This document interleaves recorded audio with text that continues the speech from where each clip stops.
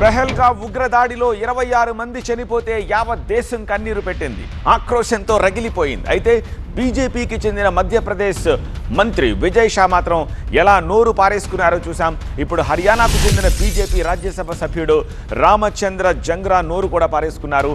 ఆయన కూడా పెహల్గా ఉగ్రదాడి బాధిత మహిళలపై నోరు పారేసుకున్నారు. వివాదం రేపుతోన్న ఈ వ్యాఖ్యలేంటో ఈ బ్రేకింగ్స్లో చూద్దాము.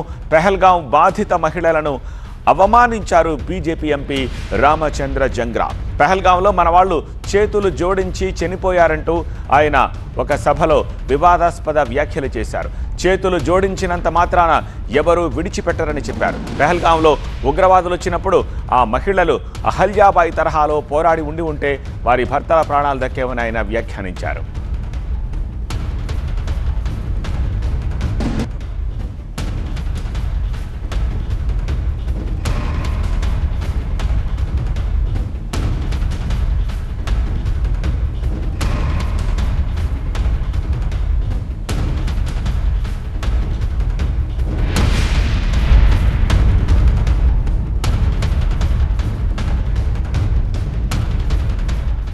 రామచంద్ర జంగ్రా వ్యాఖ్యలపై కాంగ్రెస్ విమర్శలు గుప్పిస్తోంది. ఉగ్రదాడిలో భర్తలను కోల్పోయిన మహిళలను అమర్యాదగా మాట్లాడారని, మర్యాదను జంగ్రా మంట కలుపుతున్నారన్నారు దీపేందర్ హుడా. ఆయనవి చాలా దారుణమైన వ్యాఖ్యలన్నారు హుడా.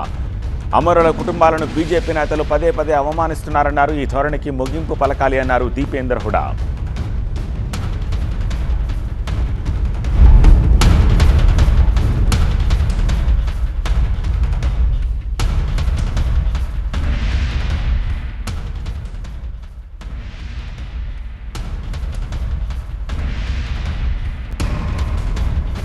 హర్యానాకు చెందిన బీజేపీ రాజ్యసభ సభ్యుడు రామచంద్ర జంగ్రా నోరు పారేసుకున్నారు.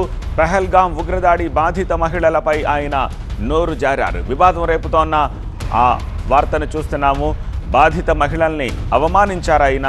పెహల్గాంలో మన వాళ్ళు చేతులు జోడించి చనిపోయారంటూ ఆయన వివాదాస్పద వ్యాఖ్యలు చేశారు. చేతులు జోడించినంత మాత్రాన ఎవరూ విడిచిపెట్టరని, పెహల్గాం ఉగ్రవాదులు వచ్చినప్పుడు ఆ మహిళలు అహల్యాబాయి తరహాలో పోరాడి ఉంటే వారి భర్తల ప్రాణాలు దక్కేవని ఆయన వ్యాఖ్యానించారు.